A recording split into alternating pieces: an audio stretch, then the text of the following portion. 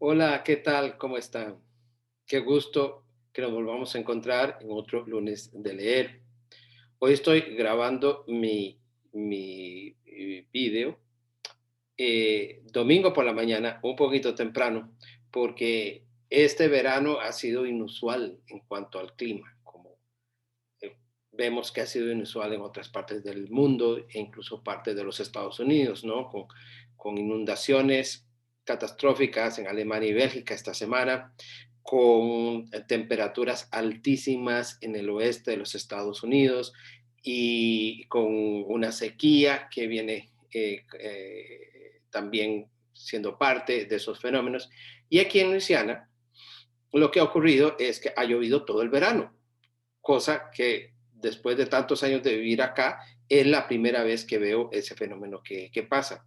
La lluvia me recuerda mucho a lo que era el mes de mayo en Costa Rica cuando yo crecía, con mañanas despejadas y aguaceros por la tarde. Aquí más o menos, usualmente la mañana es un poquito nublada, hay algo de luz, un sol bastante incómodo, muchísima humedad, un sol que pica, que no es no es un calor confortable, ¿no? Y este, de repente, yo diría que entre 12 del mediodía y 3 de la tarde caen aguaceros con rayos y truenos y a veces intensa lluvia, no mucho viento, que es lo que ocurre cuando hay tormentas muy grandes que vienen del Atlántico y de también lo que se conoce como el Golfo de México, que ya es más bien Caribe. Entonces, estamos hablando de cambio climático, estamos hablando de fuerzas más allá de nuestro control y para el lunes de leer dije, hombre, pues, ¿por qué no leemos algo de ciencia ficción? Y para eso, o para cumplir ese propósito, voy a leer un fragmento de este libro. Este libro fue un regalo de cumpleaños de mi amiga Amy McNichols y es una antología muy reciente de el cuento en los Estados Unidos, del cuento americano, que recorre de más o menos 1970 hasta casi este año, ¿no? El editor dice que leyó más de 2.000 textos y aún así, como ocurre con todas las antologías, es incompleta. Es representativa, pero es incompleta. Algunas características importantes para mí, al menos, es que la antología esta se abre a otros temas, se abre a otras voces. Hay más voces afroamericanas, algunas voces latinas, por lo menos una voz que es nativa de Estados Unidos, y se incluyen obras, por ejemplo, del género del terror, con Stephen King, que tiene esta relación, ¿no?, de tira y afloje con el establishment de la cultura norteamericana, aunque en cuanto a su popularidad y autoridad como un gran escritor, al público no le queda ninguna duda. Incluye a Junot Díaz, por ejemplo, incluye a autores de ascendencia africana, que son usualmente primera generación, y también incluye algunas obras de ciencia ficción. Una exclusión no tiene nada de Octavia Butler, que es una gran, o fue una gran escritora de ciencia ficción negra en los Estados Unidos, y que en sus libros como este, ¿no? La parábola de los talentos, que es la segunda parte de otro libro que se llama La parábola del sembrador, eh, incorpora elementos de religión, de los dioses que quedarían después de un desastre, por ejemplo, en la reconfiguración de una sociedad. Para hoy voy a leerles un cuento de una gran autora, prolífica autora, poeta, ensayista, novelista, cuentista, que yo pienso que tal vez no conocemos bien fuera del ámbito de eh, la lengua inglesa, al menos, y yo no me puedo poner realmente como ejemplo, pero al menos yo no la conocía hasta hace muy poco, y me refiero a Úrsula K. Le Guin o Úrsula K. Le Guin, no se dice Úrsula Le Guin, este, que todas las fotos que yo recuerdo de ella sale así, ya un poquito mayor, una gran autora de ciencia ficción, una autora además con una voz feminista, sobre todo en los 70, que eh, pudo abrir un espacio tanto para el género como para las voces de mujeres en el género, que se consideraba no solo menor, y ella muchas veces habló al respecto, ¿no? Sino que además fue muy clara respecto a el rol de las mujeres escritoras en la ciencia ficción y el rol de las mujeres en imaginarse el futuro, ¿no? Uno de los textos que encontré sobre su pensamiento se describe así el trabajo de Ursula Le Guin. Su trabajo típicamente toma lugar en mundos imaginarios, pero se va a referir a problemas muy humanos, de raza, de género, de clase social e incluso de gobierno. Una de las cosas que realmente sobresale en la escritura de Le Guin es su compromiso con el uso de literatura de género, en este caso ciencia ficción, y fantasía, para no solamente reflejar en el mundo contemporáneo, sino también para imaginar nuevas maneras de vivir.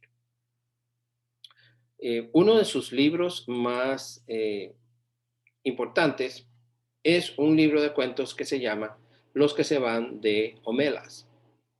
Y este cuento, Los que se van de Homelas, está incluido en, en esta antología a la cual me he estado refiriendo. Entonces, voy a leerles una parte de este cuento. Noten la riqueza del lenguaje, la complejidad en la construcción dramática. Y entonces el cuento abre con una descripción de lo que es esta ciudad tanto mítica que se llama Homelas, y está a punto de empezar un festival, y entonces, hablando un poco más sobre los habitantes de Homelas, dice lo siguiente: entiendan, no eran gentes simples, aunque fueran felices, pero las palabras que expresan alegría ya no suenan muy a menudo. Todas las sonrisas se han vuelto algo arcaico. Una descripción tal tiende a afirmar mis presunciones. Una descripción tal tiende a hacer pensar en la próxima aparición del rey, montado en un espléndido garañón y rodeado de sus nobles caballeros, o quizá en una litera de oro transportada por musculosos esclavos. Pero en Homelas no había rey, no se utilizaban las espadas y tampoco había esclavos. No eran bárbaros. No conozco las reglas y las leyes de su sociedad, pero estoy segura que éstas eran poco numerosas. Y como vivían sin monarquía y sin esclavitud, tampoco tenían bolsa de valores, ni publicidad, ni policía secreta, ni bombas atómicas. Y sin embargo, repito que no eran gentes simples. Tranquilos campesinos, nobles salvajes, benévolos, utopistas. No eran menos complicados que nosotros. Lo malo es que nosotros poseemos la mala costumbre, animada por los pedantes y los sofistas, de considerar la felicidad como algo más bien estúpido. Solo el dolor es intelectual, solo el mal es interesante. Esta es la traición del artista, su negativa a admitir la banalidad del mal y el terrible aburrimiento del dolor. Si no pueden ganarles, únanse a ellos. Si eso duele, vuelvan a comenzar. Pero aceptar la desesperación es condenar la alegría. Adoptar la violencia es perder todo lo demás. Y casi lo hemos perdido todo. Ya no podemos describir a un hombre feliz ni celebrar la menor alegría. ¿Podría hablarles yo? en algunas palabras, de los habitantes de Homelas. No eran en absoluto niños ingenuos y felices, aunque de hecho sus niños eran felices. Eran adultos maduros, inteligentes y apasionados, cuya vida no era en ningún sentido miserable. Oh, milagro. Pero me gustaría poder ofrecer una mejor descripción. Me gustaría poder convencerles. Homelas resuena en mi boca como una ciudad de cuento de hadas. Érase una vez, hace tanto tiempo, en un lejano país. Quizás sería mejor forzarles a imaginarla por ustedes mismos, aunque no estoy segura del resultado, ya que seguramente no podré satisfacerles a todos. Por ejemplo, ¿cuál era su tecnología? No había coches en sus calles ni helicópteros volando sobre la ciudad, y esto provenía del hecho que los habitantes de Homelas son gentes felices. La felicidad se funda en un justo discernimiento entre lo que es necesario, lo que no es ni necesario ni nocivo, y lo que es nocivo. Si se considera la segunda categoría, la de lo que no es ni necesario ni nocivo, la del confort, el lujo, la exuberancia, etc., podían tener perfectamente calefacción central, ferrocarril subterráneo, lavadoras y toda esa clase de maravillosos aparatos que aquí aún no hemos inventado. Lámparas flotantes, otra fuente de energía distinta al petróleo, un remedio contra el resfriado. Quizá no tuvieran nada de todo eso. Es algo que no tiene la menor importancia. Ustedes mismos. Yo me inclino a creer que los habitantes de las ciudades vecinas llegaron a Homelas durante los días que precedieron a la fiesta, en pequeños trenes rápidos y en tranvías de 2 pisos, y que la estación de Homelas es el edificio más hermoso de la ciudad, aunque su arquitectura sea más sencilla que la del magnífico mercado del campo. Pero, pese a esos trenes, me temo que Homelas no les parezca una ciudad agradable. Sonrisas, campanas, desfiles, caballos. Entonces, añádanle una orgía.